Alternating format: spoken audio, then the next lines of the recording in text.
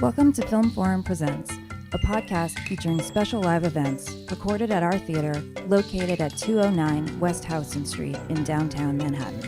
In this special From the Archives episode, we honor the late filmmaker D.A. Pennebaker. Film Forum has played many documentaries by Pennebaker and his creative and life partner Chris Hegedus throughout our history, and we were fortunate enough to have him appear in person at the theater many times. Today's episode is one of our favorite Q&As, which took place on February 4th, 2008, during the run of a new 35mm print of his 1967 masterpiece, Don't Look Back, which followed 23-year-old Bob Dylan on tour around England in 1965. Here now is our longtime director, Karen Cooper, to introduce the episode. We present this podcast in memory of D.A. Pennebaker, who recently passed away.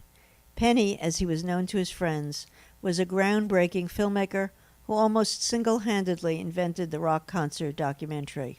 In this audience Q&A, he is typically modest about his accomplishments. "You make it up as you go along" is a very Pennebaker-ish statement.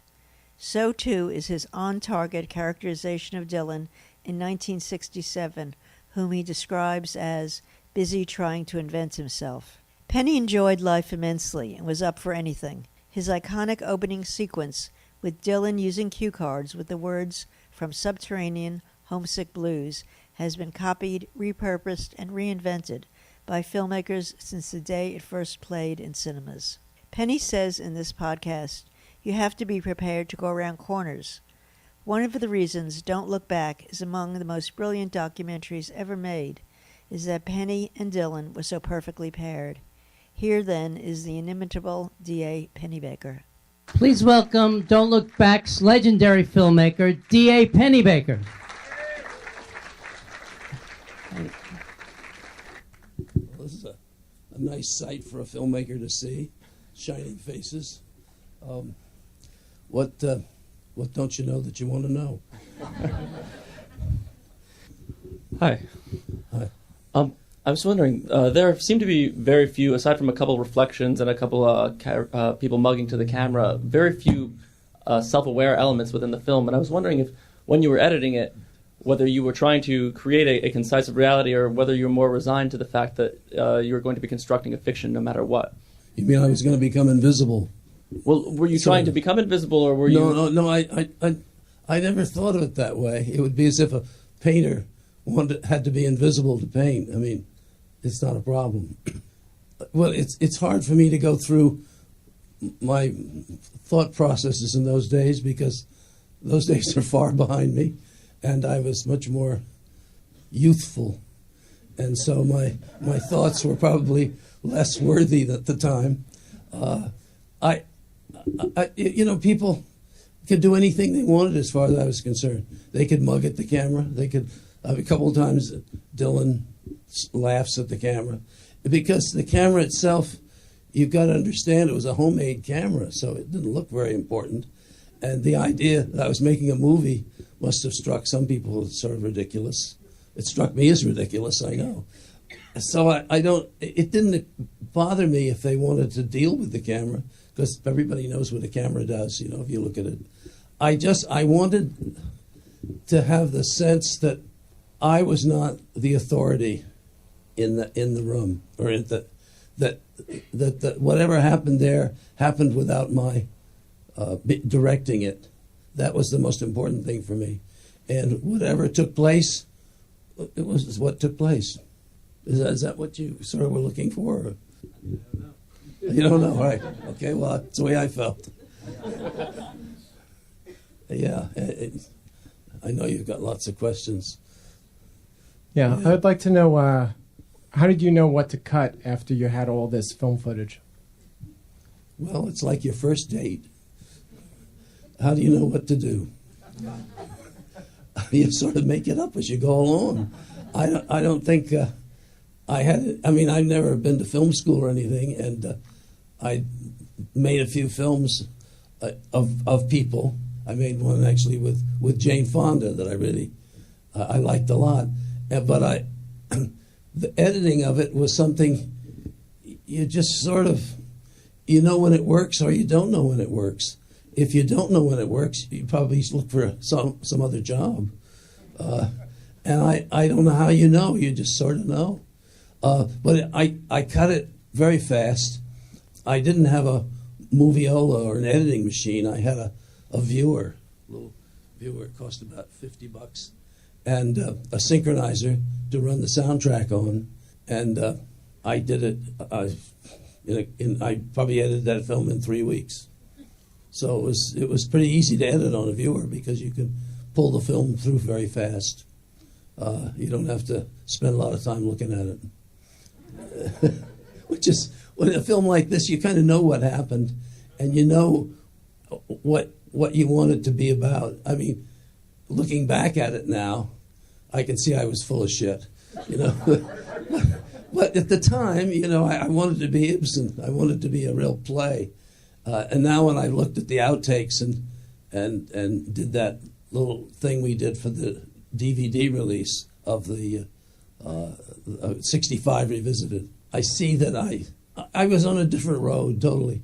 And I kind of liked going back and seeing him sing the whole song and not have me cut it because, you know, everybody can go get the record if they want to hear the song. I mean, it was a kind of bullshit attitude I think I had. But, you know, I probably would have never got through the film if I didn't have that attitude, so I don't exactly regret it. If my voice sounds terrible, it's because I've just come back from abroad, from France, where one way or another I got some terrible thing grabbed hold of me and won't let go. So normally I don't speak. I sound like some aging movie actor or something, I think. So normally I don't speak quite like this, so you'll have to indulge me. I'd like to know about Eat the Document. I know there's bootlegs out there, but I want about the document. Okay. Yeah, I want to hear it from you. When are we going to get that? It's not. You got to understand, it's not my film. It was never my film. It's Dylan's film. When I finished Don't Look Back, Dylan did what I can't imagine any right-thinking rock star would ever do, which is say, okay, go. And he had only a couple of thoughts after he'd seen it a couple times. One was, there's a scene in there where he's playing the piano and he's kind of banging away on it. And he's trying to write a song, I think. But I didn't know that at the time. I just thought it's a very banging piano that he plays, and that'll be something. And when I filmed it, I thought later when I saw the first cut, I thought for non-Dylan freaks, that maybe is too much banging on the piano. So I better cut it. So I cut it down a little bit. And he said on the phone, he called me up and he said, have you ever filmed anybody writing a song before? And I said, well, actually, I don't think I had. He said, I just wondered. And so I put it all back in. That was about the only discussion we ever had about the film. But the Eat the Document, it was like, now I want you to film for me, and you be the cameraman, and I'm going to be the director, and I'll figure out what we're going to do. So we went to Europe, and I had no idea what this would be like, but I knew that I didn't know how to direct, and I hoped that he would figure out between then and now. And he didn't. So neither of us knew how to direct. So it became quite an interesting melee, as any of you who've seen the various versions of it that exist. I always was kind of interested to see if you let him go with it long enough, would some kind of interesting film come out of it? And I'm not sure it would. And I don't know why.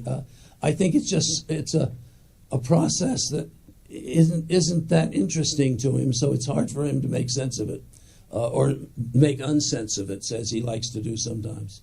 But the film, I don't think he likes the film very much, and the reason that I finally got out of him was he thinks that Robbie cut his solos in order to put Robbie's solos in certain places, and he thinks that that's not good. So that's what I understand to be one of the problems with the film.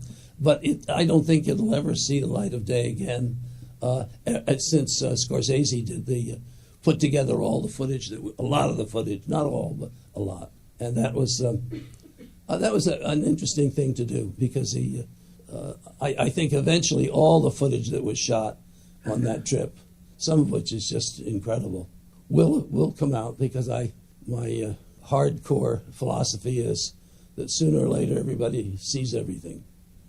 And so I think eventually it all will appear somewhere. But I don't think it's a film you should wait for your local film store to have in store for you. I think it may be a while coming out in that format. What else you need? Anything else you'd like to know about? I didn't get to see your film when it came out. I only saw it tonight for the first time, and I just found everything wonderful and harmonious, and it was just great. But everyone who saw it then talked about how shocking it was, the handheld camera and the messiness of things. And I was just wondering, are you pleased that it's become now just simply that it's so much easier for people to absorb, because things that you were doing that were new then have sort of been absorbed by the culture, and that what was new then is now sort of more taken for granted. As you see things go by you in your life, and if you have some input into some part of it, and then it's gone, at first you think, I've got my foot in history now.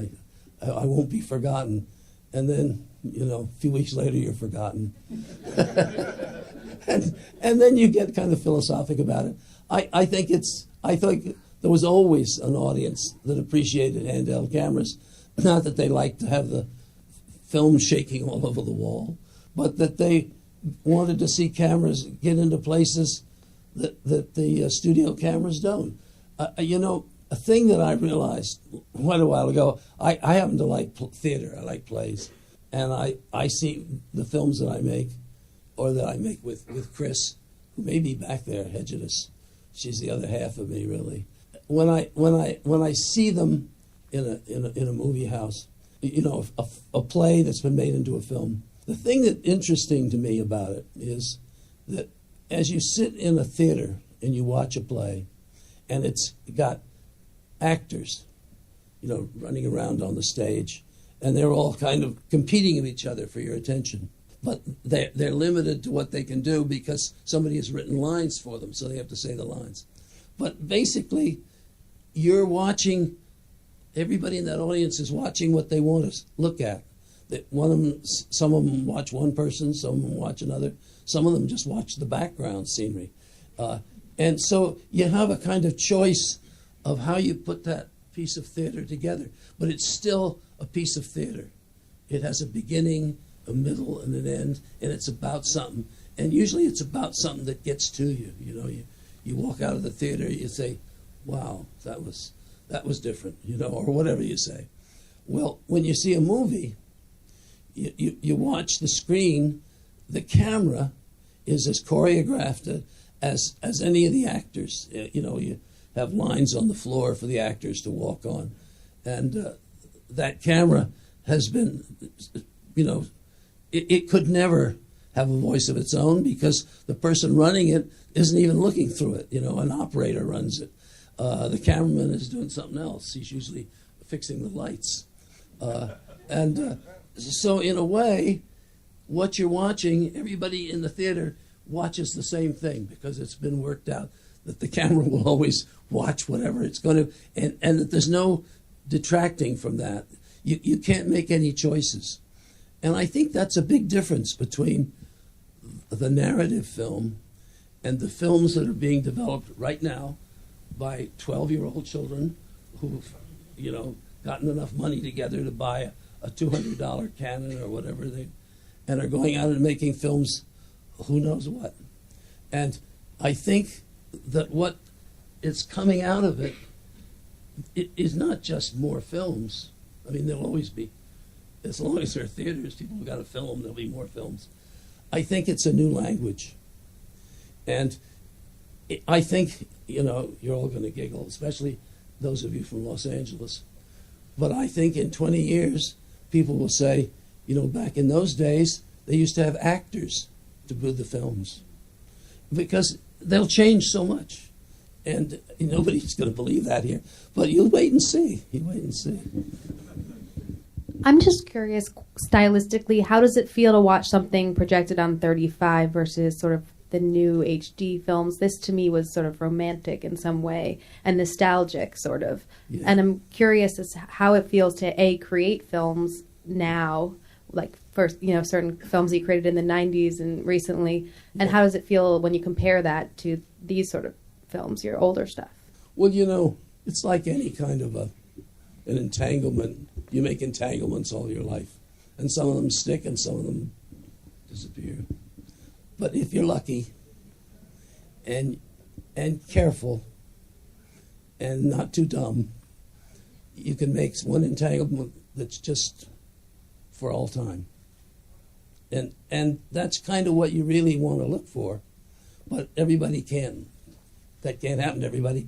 And it's too bad for them. But, everybody in their life is looking for not just power as it's alone, but the power that some kind of entanglement confers on you. And it can be just very limited personal power. But it's for me, it's kind of religious, I mean, I suppose Buddhists feel that way, and it's a Zen thing, I guess, but I don't know enough about Zen to know more than tell you a few poems. But I think that the making of a film, when it works, is very hard and very wondrous, but making a film with somebody else is unbelievable. I have a question. One of the really interesting aspects of this film was really the juxtaposition of the ridiculous questions that were being asked to him by journalists and interviewers. And I was just wondering, in all the film that you shot, was there like one really good question that was asked of Bob Dylan, or was it just impossible to really? Well, those poor guys, they didn't know who he was. They didn't know much about music. They didn't know much about anything. They were probably the dumbest people working on the paper who happened to be available, and they sent them out.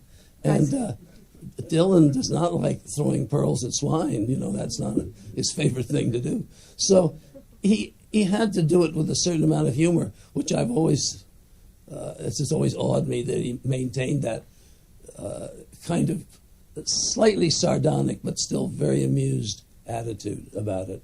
Because in fact, they were foolish questions, but any question you ask somebody that you don't know is apt to be foolish. Like the woman who's just jumped out of the second story window with her child, and the reporter says, "How did it feel to jump out of the second story?" I mean, those kind of questions. That's what. I think journalists today know a little bit more about their subject. Well, maybe in those days it was different. Yeah, but there weren't too many people you're going to find available who really knew what Dylan was doing. I mean, Dylan hardly knew. Dylan is busy trying to invent himself right in front of a lot of people who don't know what he's inventing. And that's got to be really an amazing source of questioning. I would have had some foolish questions too, but I never ask questions because I'm usually busy, fixing the camera. I just wanted to ask one other quick thing. Yeah. He seemed really comfortable making this documentary with you. When you presented the idea to him, did he go for it, or was there any kind of? I didn't present the idea to him. Oh. Albert Grossman came and said that I want to go with him to England to make a film with his client, Bob Dylan. And I had heard Dylan maybe once on the radio or something. I had no idea. I didn't know him. But some little bird in my ear said, go. And I said, okay, yeah, I do it. I mean, if you... And basically, usually, if you offer a filmmaker lunch, he'll say, okay, I'll go, I'll do it. In this case, I think I was going to even be paying for the lunch. So I look back as a very astute answer. But usually, you get so... You're kind of like one of those detectives in the old detective magazines.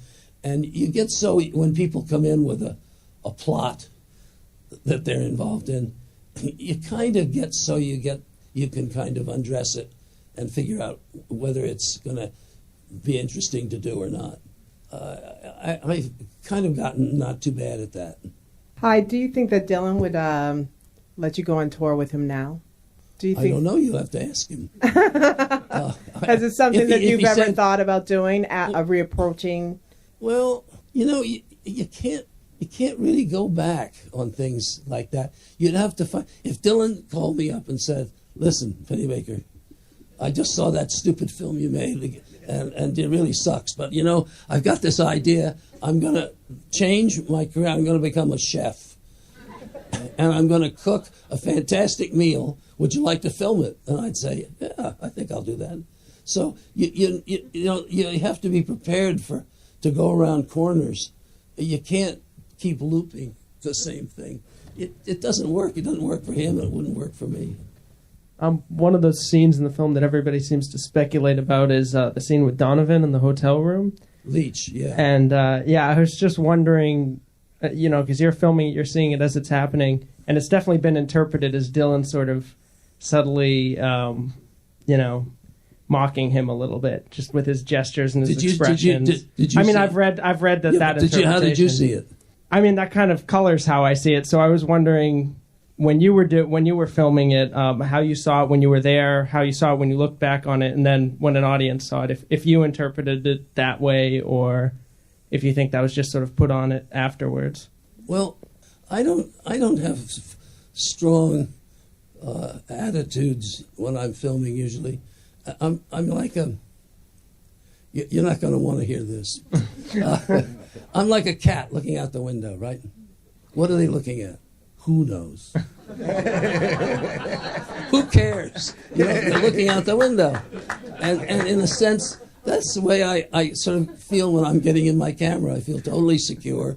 Nobody's going to bite me. I'll get fed at the end of the day. And I'm watching, and I kind of like to watch. And that applies for Dylan or David Bowie or a couple of junkies that I filmed years ago out at Synanon. If you watch people through a camera for periods of time, you get very drawn to them. You begin to memorize them carefully, and you get to know them in a way that they don't even really know themselves. So when they do things, you just sort of you're inside them in some way. You go with them, and the thing with Donovan, Donovan was not some down and out yuppie coming into the cold. He had 2 hit records going on when he came to us at the hotel, and I liked him right away. Right away, I thought he was just terrific, and I noticed a couple times when Dylan didn't think anybody was watching, I'd see Dylan play. There was one section in the record. He kind of was interested in the words, and I'd see him play it a couple times and listen to it. So I knew he was kind of hooked on him too. So I think I didn't fear for him at all. I thought he was going to take good care of himself, and of course he did. I just saw him. I see him from time to time. I just was out in Los Angeles, and he was in a theater, and we were all there talking, and he was saying, I said, I hope you didn't mind in the film that if you thought we were making sport of you. And he said, I always worried you'd think I was making sport of you, which I thought was a good answer. And I really like him a lot. We're very good friends. How many people, just out of curiosity, how many people tonight saw this movie for the first time? Wow. Were you surprised? Was it as terrible as you were told? That's kind of marvelous. That makes me feel good. Yeah. How do they conceive the subterranean homesick blues section? How was that conceived at the beginning? Albert Grossman, he's the guy that looks like the face on the oatmeal box. He arranged for me to go down to a bar on I can't remember where it was now, and meet Dylan and Bobby Newirth, and which I did. I went down, and we all kind of looked at each other's shoes, and it was one of these funny, half embarrassing moments when nobody knows what to say. And then he said, I had an idea for putting the words of a song on pieces of paper or cardboard and holding them up to the camera. He said, "Do you think that's a good idea?" And I said, "It's fantastic." And so we brought about 3,000 shirt cardboards with us on the trip. And actually, we carried them with us everywhere. It wasn't until almost the last 2 or 3 days that we sat around and wrote stuff all over them.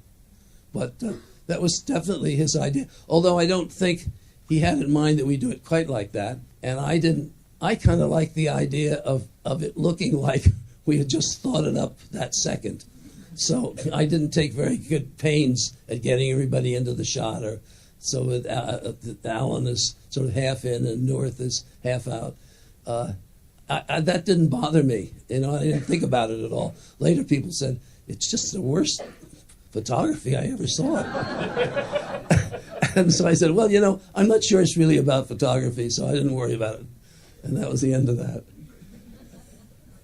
It feels very intimate, the film, but there's no intimacy. Was there a love life, a sex life that we weren't seeing? I saw women on the sidelines. Beyond Joan Baez, there were a lot of women just kind of sitting on the sidelines, and I didn't know if any of them were attached to him. I saw they seemed to be attached. You wanted copulation. Yeah. No, there's no copy. We were definitely. Did you in censor? those days? Copulation was not. It definitely was not in the cards for me. But for him as a superstar, I was too tired and had to get the film to the lab. I must say I tried to hit on Joan a couple times and was rebuffed, and paid attention to the camera more. But I know I think this kind of filmmaking.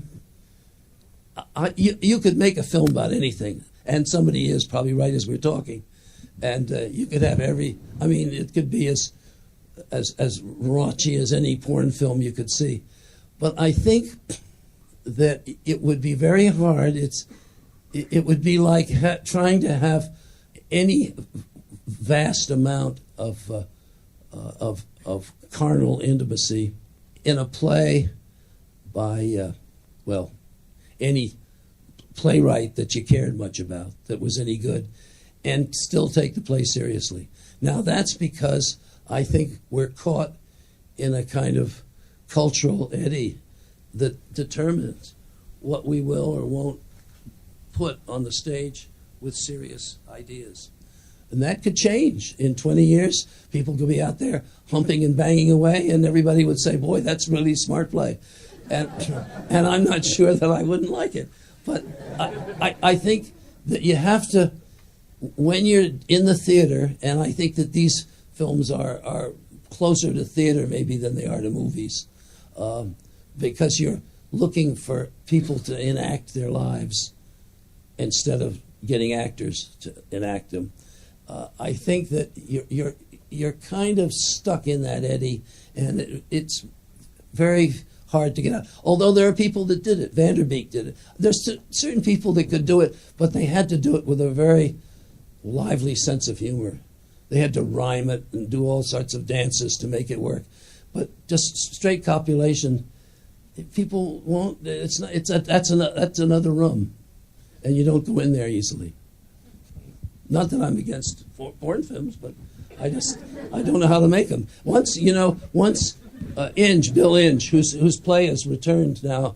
Come back, little Sheba. Oh God, what a great play that was. Anyway, he wanted me to do a film in a barn up in Greenwich, and I had some friends that thought it was a great idea, except that I had one friend who was a lawyer who said it's not a great idea because you could get put in jail. And so I thought about that, and I decided not to get put in jail. But I was always sort of interested in what kind of a play he would have put on in that barn. I mean, I was supposed to be looking through a knothole to film it, and it was one of those adventures that I stayed away from, and I've since always wondered, did I do the right thing? Was that the road untaken or whatever? But no, thank you for coming. Thank you.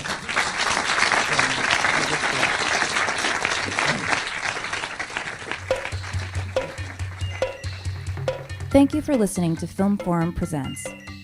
If you like what you just heard, please be sure to subscribe to get future episodes and rate and review so that more movie lovers can find us. Film Forum is an independent nonprofit cinema, and our doors have been kept open for nearly 50 years thanks to the invaluable support of our members and donors. Please visit www.filmforum.org for details on membership, as well as information and showtimes for our current programming. See you at the movies.